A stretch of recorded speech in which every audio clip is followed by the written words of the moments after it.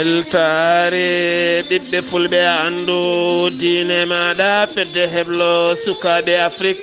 takkusana yoni to ñawallena mbaygu hamdallahi ɓoyande saare suuna saare paate saare gueɗa kon waktu yoni ha to saare demba wuli weste kame touba ene jeeya e gardidi kabruji men to leydi sénégal caggal mayde asto sohna gardiɗo hôpital ahmeda sakhir mbaya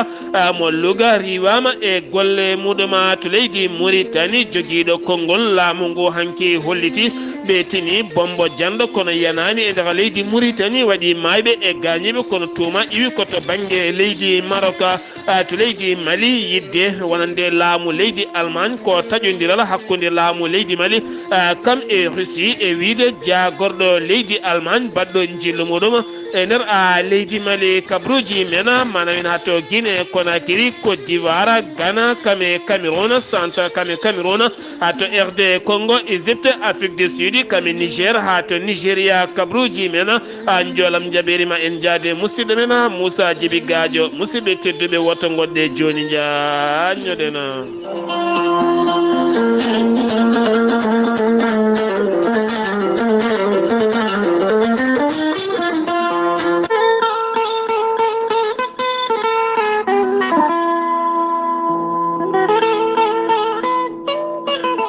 catal SADR are meɗen addi ko jaam SADR koɓe expert de construction ngam wallude yimɓe ha moni kala heɓa mahadi moƴƴiri SADR ko catal janngungal bittungal anduɓe leydi e mahadi e kotki kala o saaha mo gondena SADR holliti ko addi kala ko hoolare reftiyen ko ittodirde kumpa hakkude mahowo e mahanteɗo SADR holliti ari ko mumtude gondi warande ɓen funtaɓe jamfaɓe ngalluji mumen daha caggal nde jinno mahade koɗorɗe mumena SADR humpitiɓe fannuji kala sifa plan mo jiɗɗa aɓe dari tene ko équipe timmuɗo jaaduɗo jamanu mahango sellugo yadugo jamanu tene kadi duumotongo SADR ko catal daringal hakkude leydi france kame sénégal ummini ɗum ko mahade mahaɗele celluɗe ɓe erima kala jiɗɗo mahanede yo jokkodire SADR holliti mahade galle tan haɗani ɗon hay décoration aɓe mbaɗa ɗum nde tawno hewɓe ne maha galleji mumena ha gayna donka dañjino cuɗiri oɗon galle ɗum ne kadi ko fannu moɓe compéti no feewi SADR aɓe tawi to Dakar 426 cité Cheikh Oumar Tall Ouakam Dakar Sénégal aɓe tawi ha toon to leydi France so tawi ko email mabɓe contact.sadr@gmail.com so tawi ko numéro ji mabɓe whatsapp numéro leydi Sénégal 00221 782 70 73 49 walla mbaɗa 00336 24 44 09 10 musidɓe tedduɓe SADR ari ko wallude en ha dañen koɗorɗe celluɗe. ceerno Djiby Sy ko wittiyanke ko safriyanke safruji fina tawa ceerno Djiby Sy ko jaadino ɓalawal e danwal kala ceerno Djiby Sy ko bawɗo listihara so wannima listihara cikkata ko nder ɓernde ma o woni ceerno Djiby Sy ne wiya kala neɗɗo to leydi gonɗa e kala continent mo mbawɗa wonde so tawi waɗen listikar ko indema e nine nene ma dokkatamo o haala ko wone ma ha mbiyamo yoni ceerno Djiby Sy ne wiya dendagal neɗɗo kala leydi to gonɗa e kala continent so tawi on pamodiri leɗɗe ma mbawi yettadema hano hannirta ni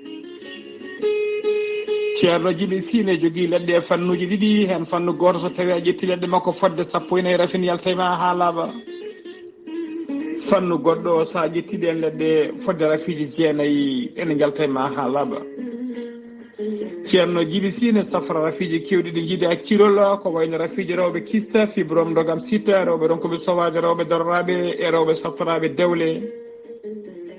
ceerno Djiby Sy ne yarno ɓen worɓe usraɓe goragu e wonduɓe ko wiyete éjaculation précoce ceerno Djiby Sy ne yawranɓe wonduɓe dabaruji weddaɓe korte wonduɓe liggeyaji bonɗi eɓe arsigaji men kippi. ceerno Djiby Sy ne jogui pegge e usula ɓeydoje arsigaji e bonnoji dabaruji. ceerno Djiby Sy ne andina dendagal kilineɓe mum wonde mo tawi nder naksot lamorgo leydi Mauritanie caggal nde wonno tour makko to leydi Sénégal. omo tawi oɗo saaha joni to base makko tawateɗo to leegal bitegal netteka sara jeere netteka. kala jiɗɗo jokkodirde e ceerno Djiby Sy numéro mum téléphone numéro makko WhatsApp foof ko 60 ko numéro makko ko 47 ko 22 80 84 mbiɗen 47 22 80 84 woni numéro makko appel woni numéro makko WhatsApp. omo wiya noon dendagal kilineɓe noddoɓe kala sahani noon ko hebdemo wona salade ala ko hewrede yo mbaɗi insisté tan. ceerno Djiby Sy ne andina kilineɓe mum wonde base makko tawateɗo to Djoum ene jokki golle ene tawi toon ceerno Djiby Déme. numéro mum téléphone ko 77 395 99 17. ceerno Djiby Sy so yennama ka miskinal o safruma ha mbiya weng tawa hay mbuuɗa yo ɓayni so wona wonduɓe rafiji ɗiɗi mo seedmeji baklidi hoore mum ha haɓɓa walla on janowo barogal. ceerno Djiby Sy ko laaɓɗo reedu malaɗo wune mo Allah luɓiri hande gandal noon mbadden danɗo faade makko.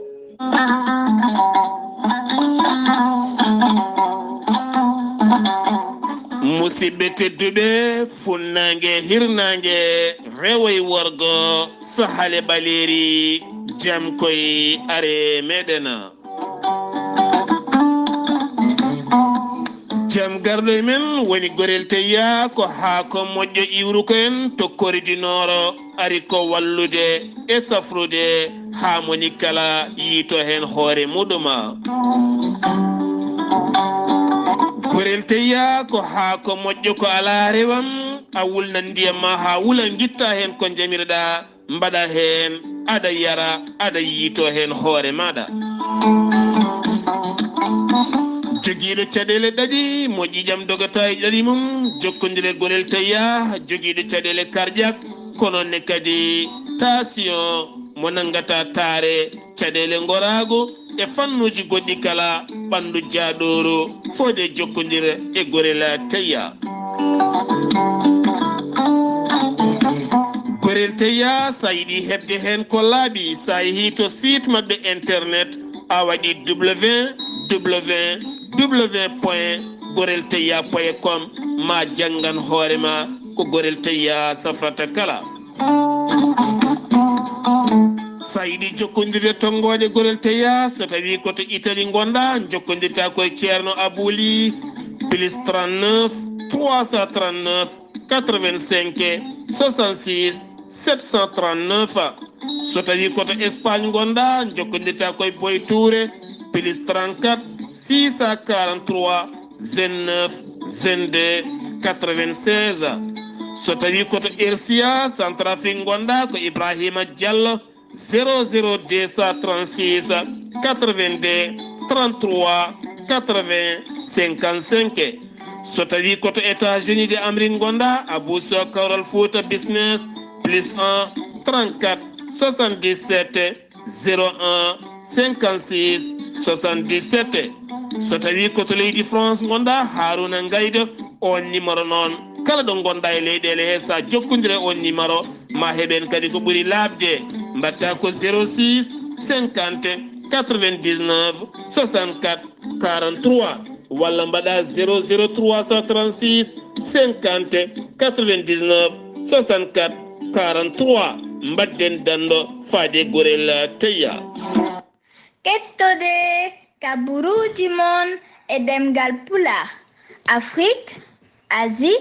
Europe, Amérique, Moyen-Orient, Océanie. jam ñalle mon musidɓe tedduɓe nasande sappo e nayyi seetto hitande ujunnaje ɗiɗi e nogas e ɗiɗi yonti kumpital mine ɗemngala pular ɗo yeeso haalirde he ko musidɗo mon guiɗo mon sehil mon Sar Abdoullahi Sarr to karallagal Weltare TV ko musidɗo men Saydou Abouba yejjittake fulɓe jejjitta oɗo hen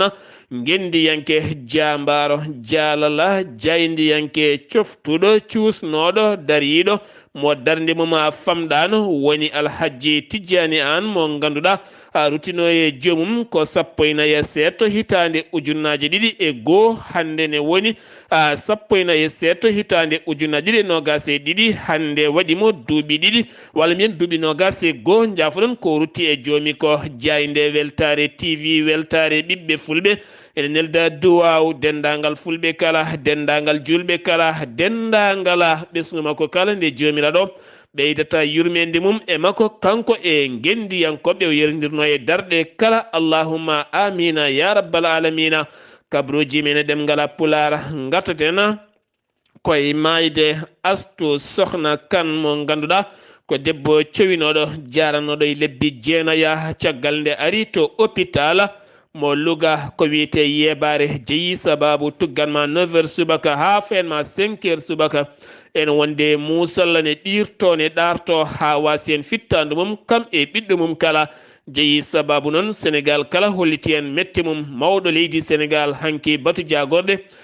riwi wonande directeur hôpital Ahmed Sakhera Mbaye on noon woni Amadou Gueye Diouf ittama e golle mum ko ɗon e ɗon goɗɗo toɗɗa kesso biyeteɗo Mouhamed Abdoulaye Gueye nde ɓurata wawde ɗoftade kañumne ko yamira ko wona ɗum ko noon caggal loskoji dañino wiyaɓe toon tep sasfamuji taweteɓe to Louga kañumenne to hôpital oɗon jehino yeeso commissariat ngam hollirde mette mumen ngam wiyede ɓeena yo ɗaccite ko wona ɗum konoɗo sa hewɓe nana jaltina ko woni e becci mumen ngam musalla musta no fewi ko watte e hôpital uji ɗi leydi Sénégal ha joni koye Sénégal keddoɗen batu jagorde hanki mawɗo leydi Sénégal duwanima wonande julde jaam julmo wuri wonande Issa Yankoɓe wonɓe heɓanade julde mumen caggal balɗe 50 korka mabɓe ɗum noon ko ñalawma janggo aljuma o ha fayma asiɗo kala woni julde sante mabɓe kame pak mabɓe kala mawɗo leydi o noon duwanima mabɓe teni kadi wiɓe yo en battuni mo wuuri ko wona ɗum ko noon mawɗo leydi Sénégal hanki batu jagorɗe neldi duwaw ɓesguji Afrique du Sud naɓe kala ɗum ko caggal toɓoli mawɗi jippiɗi toon ha ganduɗa ɗin coɓoli dañi sababu yolayru mawdu wandu toon to kaw Zulu Natal ganduɗa kene fotto wonde temedde tato neɗɗo wasi fittande mum kanko mawɗo leydi o noon o jokkodiri e nando makko woni Cyril Ramaphosa nde yettinanta duwoji makko faade e ɓesguji leydi Afrique du Sud naɓe kala to Sénégal keddana joni suudu sarɗiyeji ndu leydi Sénégal hanki toɗɗi walla mbiyen heccitawel toɗɗima sarɗi yankoɓe ɗiɗo ɓen sarɗi yankoɓe noon toɗɗiɓe ko hoorejo gardiɗo suudu sarɗiji ndu woni Moustapha Niassa ɓen noon lomti ko ɓen wirniɓe yaltuɓe oɗo hen aduna woni Mamadou Abdoulaye Deme mo darde mum famɗani gila e diaspora ha e leydi Sénégal hay ko wona Sénégal kala ɗo neɗɗo Afrique najo dañi caɗele kala omo daro hen darde labtude no fewi oɗo saaha noon wo toɗɗama o woni sarɗiyanke diaspora wo lomti ko Hamidou Gayde on noon Hamidou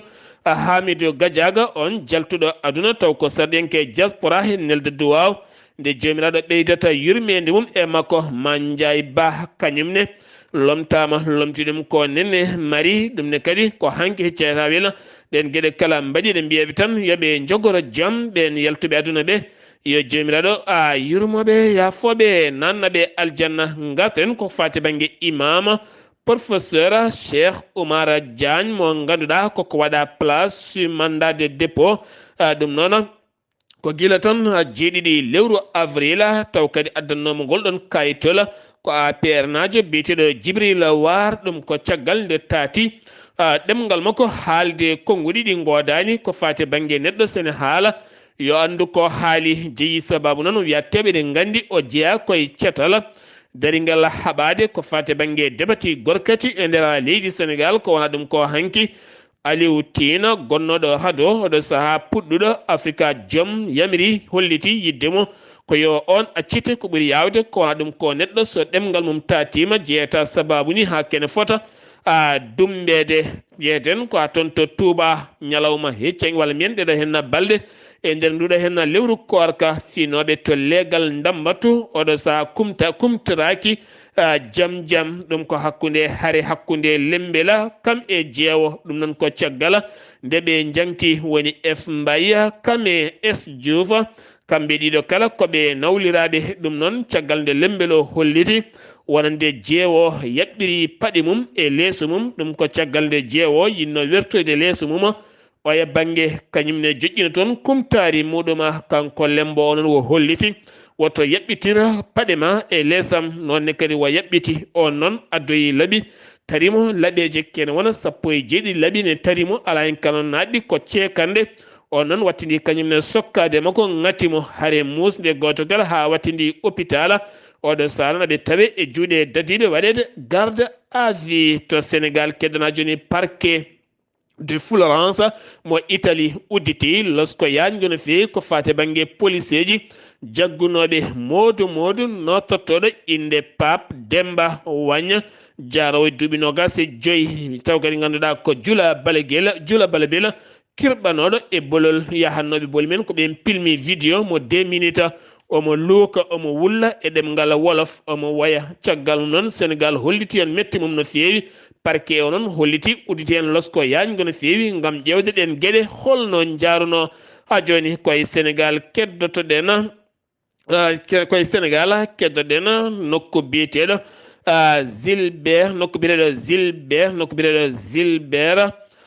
Gilbert Tara eɗen gandine tawe waɗɗani RTS no fewi ko illo sinwanajo goto jeeyowo nangue hoore kelew waɗɗiɓe moto ɗiɗo ko ɓen jaltini pistole pellimo e oto makko o gañaki noon kono ɓe nawanimo koppreje jonde no fewi oɗo sa noon police udditi hen losko yañgo no fewi état Sénégal yaltini kene foto wonde milliarduji 6 ɗin milliarduji noon ko yidde sodde kene foto wonde tereŋaji 3 gam yidde wurtinde lawol lana jordi woni lawol jamde hakkunde Dakar kam e Tambacounda locomotive aji kewɗi noon hande kikiɗe alhamisa jippinama to kaggulade mo Dakar ɗi hinde GL 26 MC ɗum noon ko marque général moteur gam yidde wurtinde on ya ngara kabruji men ma en jaa hatun to Ziguinchor taw yen toon musidɗo men Amadou Saga Kebe. Assalamu aleykum moɗon bandiraɓe sehilaɓe Weltare TV ɓiɓɓe Afrique on calminama on juurama kabruji garoɗe ɗo e nder Ziguinchor eɗen gandi Saydou Sané ko kanko woni président Casa Sport ina wayno hanki kadi ɓe banguima e nder Ziguinchor gila e duuɗe jangguirɗe Qur'ana ɗe ha e nder jumaji e jamaji woni hen ɗo ɓe jetti ɓe gaddi balle ɗe ko gila e maaro ha e sukara ha e diwlin ha e tandarma eɓe ballita ɗeɗo duuɗe fodde duuɗe jeeɗiɗi hanki wona foof duɗal foof noon ɓe mbiɓe naata eɓe gandi duuɗe joguiɗen jangguide Qur'ana gonga ɗe e joguiɓe tan jogui sukaɓe janɓe tan ina mbaɗa hen commerçagal o wi kadi koko kontinta ha e nder golle mabɓe ɗo wawi hadde e ballal de président de la république eɗen gandi enen kam yettere Allah ɗo e nder Ziguinchor e ko taari Ziguinchor wiyete hande ko ɓuuɓur nguleki ki fuɗɗoto tan ko fodde midi heɓanma ɗon e takkusande juulete taw ko ɓuuɓol naati waɓe no sosoɓe jajaɓe ɓe foof codata galasuji ɗum noon yewɓe galasuji ɓe namdimama ɓe mbi kamɓe de galasuji mabɓe ɗiɗi marsani nde wonno sa taƴi woƴanma ko yarde kasma kafe gulɗe wona wiide kam aɗa feewa e tufam walla galas eɗen gandi jeeriji ɗi eɗi mbaɗi hande ko fewte batte ñamde ligimaji ene gari partout soble kam eɗen gandi hande kilo mum ɗo yara ɗo ko 60 computer ko capanɗe jeeɗiɗi e joyi yara ɗo hande e nder Ziguinchor. ina wayno hande kam yeeyoɓe ɓe mbi ɓe pattango kiliyaneɓe yeeyoɓe bagiji ɓe noon en namdima ɗumen ɓen mbi ala nana jooɗi tan ina korsodiri juuɗe mumen jiyani taw kiliyaneɓe ɓe noon so tawi jiyani kiliyaneɓe affaire tayoreɓe kam haaletake nde wonno ɓe mbi oɗo saaha joni tawanno ɓe puɗɗima wone mabɓe puɗɗima walde kono noon atelier ji ɗi fof sa ari tawata toon ko ɗoygol ɗum noon eɓe gandi so tawi yaari ni kam kamɓe kam julde mabɓe jogorani fewde ko muusi waɗi ɗo hande Ablaye Sarr accident subaka law yaltirde barage wiyete barage fewde lawol Kolda ngol ina wayno jakartaji ɗiɗi yantude e minicar yantude e camion ina wayno ɗi pilɓodiri ɗum noon nafata joom jakartaji en jakarta fof ina waɗi yimɓe tatu nde wonno ko ɓuuri hewde kamɓe dowrinkoɓe soɓe gara e Ziguinchor mbiyata ko jakarta nde waɗa yimɓe tatu nde wonno neɗɗo fof ko temedere ɓe mbaɗa joni neɗɗo fof 80 ala hen mayɓe noon yettara Allah alhamdulillah rabbil alamina kono noon waɗi birsuɓe waɗi kadi daga matériel bonɗo ɗum noon yo Allah hana en ɗo musiba o ko ɗiɗo kabaruji garanɗen ɗo e nder Ziguinchor e ko taari Ziguinchor musidɗo moon Ahmadou Isaga Kebe gorko mo Mbotto keblowo kabaruji ɗo e nder Ziguinchor Zig FM Weltare TV yo Allah hokku en no walde jaam. Amadou Ishaga Kebe eɗen mbiya tan kamɓe ɓen ronkoɓe jarnude galas mumen yoɓe naw to région Tamba walla Matam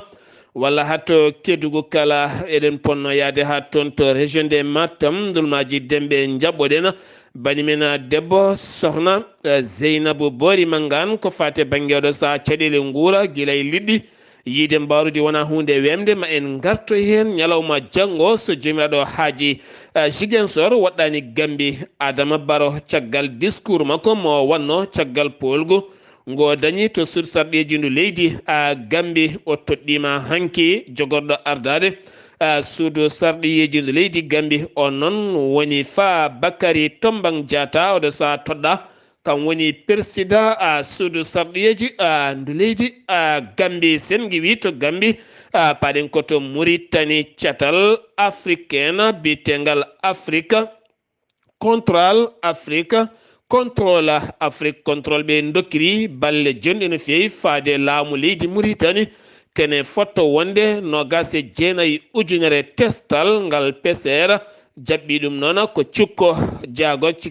jaɓɓi ɗum jafuɗon ko koolaɗo kuuɓala jaagoɗɗo cellal ɓalli mo leydi Mauritanie woni Mouhammeda Mahmoudou Eli ko on koolaɗo kuuɓal jaɓɓi ngal ɗon ballal ngam wallidde laamu leydi Mauritanie ɗo coronavirus usti ɗo beele kadi yimɓeɓe mbawa ha hande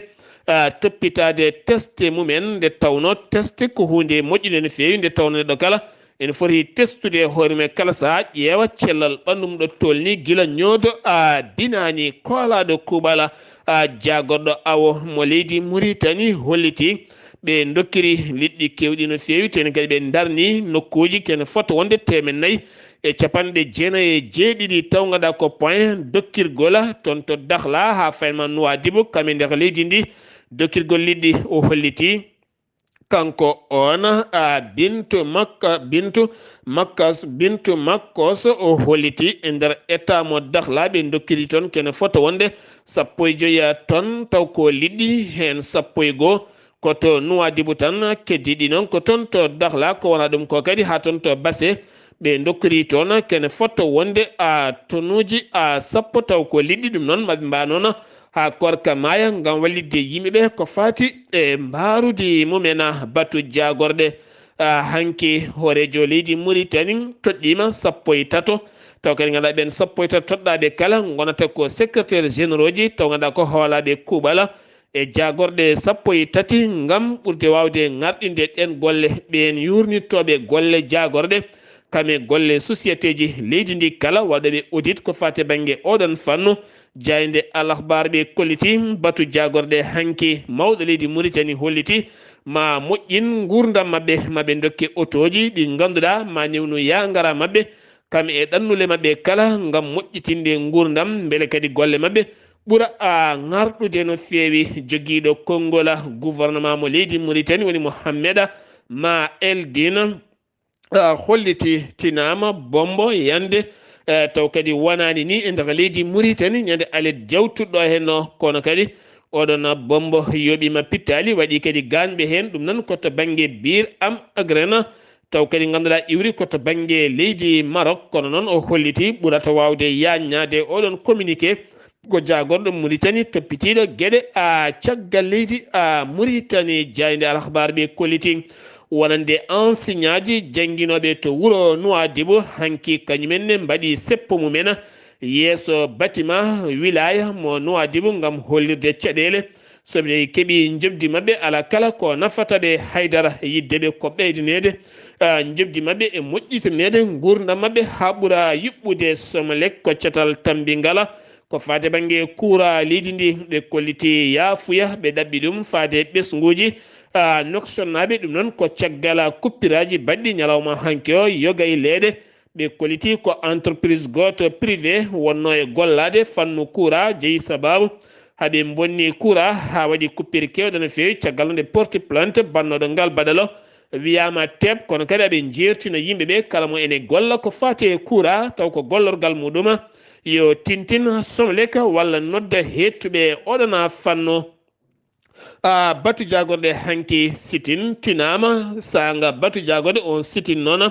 ko ɓen liggotonoɓe e équipe haɓade ñaw coronavirus taw gandani hen docteur eɓe généraliste en pharmacie en halfinaɓe ko fate banggue pharmacie en ne wondi hen kadi dentiste en safroɓe ñiiƴe infirmiére en sage-femme en e ménage femme de ménage foof ene hen tawe kamɓe kala noon yiddeɓe ko laamu ngu ha tente jagorɗo cellal ɓalli ko noon kadi mawɗo leydi ndi nde tinataɓe kamɓene koɓe joomen diplomate uji koɓe jangguɓe haɓe keeɓi won nokku yiddeɓe ko hebde comptoraji taw ganduɗa ko duumiɗi ɓawdi ɓoyde beele kadi ɓe mbawa tigui jokkude golle mabɓe jagorɗo économie monsieur Kana hanki jabtima namde ko fate banggue ngaaluji cuuɗiɗi e nder leydi Mauritanie o arti ko fate banggue gaz dendaɗo hakkude leydi Mauritanie kame Sénégal o holliti ɗum koko renda tene kadi koko feccete hakkude teri ko wona ɗum ko o holliti ndema awa gaynaka kame awa ɗum kam ko ɓesguji Mauritanaɓe jeeyi ɗum koko renete renene ɓiɓɓe leydi ndi kala ha joni keddoɗen koye Mauritanie jagorɗo Kotki Sidi Ahmed holliti Mauritanie najo kala ma heb parcelle muɗum timmuɗo e nder leydi Mauritanie ha tenti e noksat ɗum noon ko ngol woni goo laamu leydi Mauritanie ne tetta parcelle aji ene taƴa won e leydi ko wayno nokku biyeteɗo Al Fatta kame nokku biyeteɗo Al Nasri kame Al Barka e tiba ɗum noon ne tawe e nder tayyareta kame tabara jeyne kala ɗum noon laamu ngu ko yidde yaltinde booɓe timmuɗe ɗe urbaine ha yimɓeɓe mbawa tigui lakkitade e koɗale mumena jagorɗo taaridi mo leydi Mauritanie woni Daouda Diallo joɗodima e nando muɗum woni jagorɗo taaridi mo leydi Soudan on noon ko Aboubacry Al Bassari baɗɗo jillu muɗum e nder leydi Mauritanie gam jokkodiral hakkude leyɗele ɗiɗe ko fate banggue toppitade laddeli kam e taaridi kala ndi wowa ka leydi Mauritanie caggal nde diwittinama jurogol mum ko ɓuuri yawde toon to Bawal adde waje ngala cartage Tunisie ɗum noon ko caɗele technique kono kadi ɓe jaññaki e oɗon communiqué sen giwi to leydi Mauritanie koto leydi Mali paɗena communiqué état majeur général armée leydi Mali holliti wonande opération moɓe mbanno 3 kilométre hakkude Bamako nokku biteɗo Jabali e nder on diwan ɓe nanguino toon joyo tumaɓe ne jiiya e pelle jihadiyankoɓe hen tata noon ko Europe naɓe ɓen Europe naɓe noon gandama jiiya ko toon to leydi Allemagne jagorɗo mo leydi Allemagne hanki holliti ɓen jiiya koye pelle garde e nder leydi Mali gam wallidde yimɓe ha guura gurdam moƴƴam wonani jiyaɓe e seɓɓitiɓe ko wona ɗum kono jonde hanki hakkude Annalena taw ganduɗa ko diplomatie Allemagne baɗɗo jillu mum e nder leydi Mali jonde hakkude makko e hoorejo leydi Mali woni colonel Assimi Goïta o holliti yiddeɓe ko nde laamu leydi Mali taƴoto wonande koninkoɓe leydi Russie nde jaltata ndin leydi natta wonde ngal jokkodirala teni kadi yidde leydi Allemagne ko nde laamu leydi Mali yuɓɓinta sumgoji artira potal e démocratie e nder leydi ndi kala ɗum woni konngudi makko kanko on jagorɗo jilliɗo e nder leydi Mali ha joni koto Mali keddoɗen Mali actiɓe garti ko fate banggue hewɓe cettima wonande hewɓe cettima to nokku koro taw kadi ganduɗa ko nokku koro joguitiɓe armeji joguitiɓe armeji taw kadi ganduɗa ko armeji tekkuɗi no fewi iwɓe banggue Burkina Faso ne jole motoje ne mbaɗɗe motoje naati ladde koro ladde nde ɓe mbiyata ladde nde mbiyata ladde nde mbiyata Lorizane ladde Lorizane tawe nder diwan koro ɓe kolliti ɗum ko caggal nde ɓen mbasi combat mumen to Moura dañi renfort garɗo kono kadi e jayni no holliti wonande koninkoɓe leydi Mali kolliti ene keeɓi huccodirde e mabɓe wuuro wiyetego Sagabali ene tawi nder cercle mo Bankasa tonne kadi leñol biyetegola garu ene tawi nder commune mo Djibala ko worɓe joguitiɓe jani e ngoɗono wuuro duppi legal no woruno mbari toon neɗɗo goto kono ɗum koɓe erima autorité ji leydi Mali nde mbawata faabadeɓe ha joni to leydi Mali keddorɗen gartaten koko fate banggue boowal adidiwoji ngal Modibo Keita Sénou kene foto wonde 150 ɓiɗɗo malinaɓe wurɓe toon to leydi Libi garti e leydi mumen taw koye ballal OIM e ballal laamu leydi Mali kamɓe ngal catal darningal hoɓɓe ko wona ɗum ko hen 13 ko rewɓe hen 19 ko sukaɓe kamɓe kala ɓe garti e leydi mabɓe Saydou Kana opérateur économique gorko joom ngaalu gurɗo to leydi Gabon waɗi ballal payidingal faade ɓesgu malinaɓe kene fotta wonde 4 tonnes taw ko maaro e ko yadata hen kala ko ɓuuren hewde guila tan 1 lewru avril woni ko fecca toon to Madina Alaheri sen giwi to leydi Mali koto Guinée Conakry colonel Doumbouya holliti ma ngardina boowe leydi Conakry kowona ɗum ko fawi haare makko adide ngam mahde ascenseur ngarɗuɗo taw koye capital mo Guinée ko wona ɗum ko to Bambeto wo erima jagoɗo coftal ɓalli ɓayde hitande 2025 Guinée yuɓɓinta kawguel ngel Afrique tokkosa yiddemo ko stade omi sport payiddindo taw komo 3 niveau nde wawata mahede toon taw ko maadi sembolindi to leydi Côte d'Ivoire ɗo wi Kwasi Poyecom caggal batu jagorɗe hanki jagorɗe kewɗe tinano koko jogori teɓɓitade ɗum noon caggal batu jagorɗe hanki to galle lamorgo to Patrick Asi gonnoɗo hoore jagode leydi ndekkene windi ɓattake mo haalduno e Alhassane Dramani Ouattara caggal wo totti ɗum anda tigui ko acciɗɗo golle makko kala jagorɗo woni ko ɗon tan ɗeɓi fukkade leydi wiide jaynede ko wona ɗum ko noon cikko hoorejo leydi ndi ko on wonno e muññiddeɓe ko wona ɗum ko noon leydi Côte d'Ivoire laatima hande ko alda e jagorɗe woodi tan ko directeur uji kamene wondi e hoolaɓe kuuɓala ko wona ɗum ko noon ɗo e yontere fande mawo toɗɗo kanko hoorejo leydi ndi hoorejo jagorɗe toɗɗotoɗo 30 jagorɗo jeeygu haade mum fukkade golle mum Souleymane Diara Souba yamiri ittugola kala kene wiye kinlor taw ganduɗa ko Sokola e nder nokkuji jeeyiɗi gam testede mborosaji ene naati hen wiide yimɓe ɓe ndento sodande sukaɓe mabɓe kala kene wiye kinlor taw ko Sokola sengi wi toon to Gana docteur Samuel Atto Duncan holliti e kala ñalawma garɗo ne heeɓa ɓattakoji ene sappane mayde ɗum ko caggal nde holliti e wittoji makko o yaltini safara mone safra sida ko wona ɗum kono scientifique en mawɓe wittiyankoɓe mawɓe e kala saaha ne beddomo konnguli so telɗi tan koko joɓoto fittan makko to Cameroun 30 élève woni ko dari e tribunal lycée Bleng mo Kirbi ɗum ko caggal ndeɓe joui toon filmaji porno ɗum noon kamɓe kala saaha aɓe tawi e juuɗe to RD Congo nayo dogannoɓe koyɗe jaam hakkude laamu ngu kame kode kaccatal biftotogal yimɓe e wargoji musde kala saaha caggal lebbi ɗiɗi ɗeɓe nangono ɓe ɗaccitama taw kadi suɓinoɓe ko hoorejo leydi Congo nde ɓe doggata koyɗe jaam to Égypte ko accident musɗo bis waɗi ha ganda yimɓe sappo mbasi en pittali men yimɓe nayo ko France naaɓe hen nayo ko France naaɓe hen goto ko Belgique najo hen joyo ko Égypte naaɓe ɗum nan waɗi ko nokku biyeɗo Aswana taw kadi koye nokku tourisme en sappo e nayo gañima hen taw kadi sappo e nayo gañimen hen jeetato ko France naaɓe jeegomo heddiɓe jeeya koto Belgique Afrique du Sud ko toɓoji musɗi jippi toon ha waɗi yoolari sotlude no fewi to nokku biyeteɗo Kaw Julu Natal ɓe noon mayiɓe hen ɓe kala bindita koto Durban maɓe gon temedde tato neɗɗo hoore joli ni Cyril Ramaphosa hanki noon a yilloyima toon gam muññidde ɓen wasna ɓen ɓe koreji men mbasi hen pittali mumen to Niger policier ji jeeɗiɗo mbasi pittali mumen jeegomo gañima to poste Kerola hakkunde leydi Niger kamɓe Burkina Faso to nokku mo mbiyata Petela Kole ko toon ɓen mbaɗi jenguji men tuma hen ko ella l'organisation état islamique waɗi hen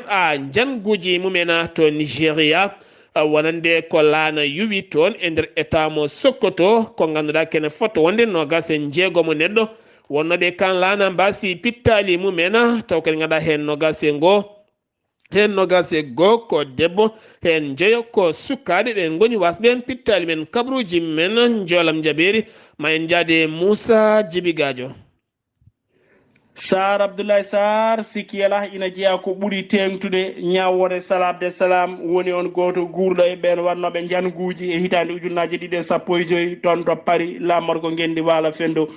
alarba hanki kikiɗe jamdina dare waktu 17 pawɗo 15 hojam ko nden président tribunal o wiya Salam Salam ummo haala mo ganduɗa ɓornino ko polo baɗɗo ciifi bulaji e daneji e gilet ina woni e keyti muɗum Salam Salam witini janguji ina jogori waɗede toon to Paris ko ñande 11 novembre tawa haalannamo ko Abdelhamid Abaoud mo ganduɗa ɓe jindirno ko Charleroi ko ɗo e gendi Belgique Salam Salam wi Abdelhamid Abaoud wi ɗum ko daddotoɗo pettoje o wi so salinoma e fuɗɗone o wattidi ko jabde Salam Salam wi kañum mission muɗum wonno ko nadde e bar toon to 18e arrondissement o huɓɓaɗen pettoje ɗe o dadino nden noon o naate e bar o damani café o jooɗi nden noon no yiri ɓeɗo yimɓe aɗa gama ina belti ina pija ina jala o hayti mi haytirani noon gam hulde ala mi wacci hooram ɗiɗo kokkolngudi Salam Salam so Salam Salam rokkanoma konngol e balɗe ɓennude ɗe o jaɓano haalde e on saaha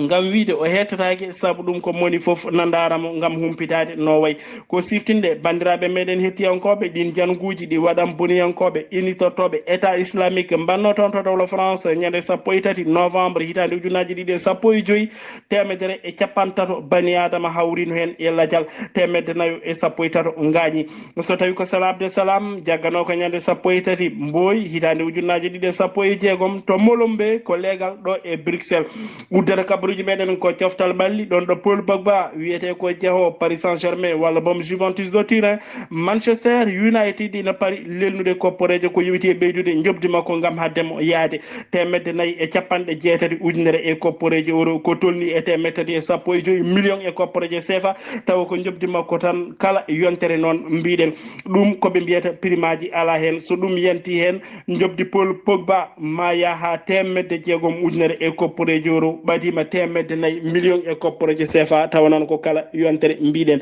so laatima ko kanko wonata ɗiɗaɓo ɓurɗo hewde ko yoɓete toon to Manchester United caggal Cristiano Ronaldo ɗon ɗo jobdi makko noon ɓeydaka taw hande Paul Pogba yoɓete ko temedde tati e capanɗe joyyi ujunere e kopporeje euro ko tolni e temedde ɗiɗi e capantati million e kopporeje CFA mbiɗen noon ko kala yontere weltare ɓiɓɓe fulɓe andudine ma fedde heblo sukaɓe Afrique ina jokkodiranno e mon Moussa Djibi Gadio ɗo e Bruxelles. Moussa Djibi Gadio Allah tagi yimɓe fondani ɗumen ɓene guuri ha maayi meeɗa nangude hay million ɓene guuri ha maayi meeɗa tamde ujunnaji nogas e juuɗe mumen ɓe guuri ha maayi meeɗa yiide tan hay ujunnaji sappo denduɗe e juuɗe mumen ɓeɗo hen ene nanga milliard uji kewɗi Allah tagi yimɓe fondani moni kala ɗo foti ɗo yo ñippuɗona guite muɗuma kabruji men kabruji men garanden kigiɗe hande o koni hen sifori musidɓe tedduɓe ketkimala kijjam yo jaam Allah hiranen.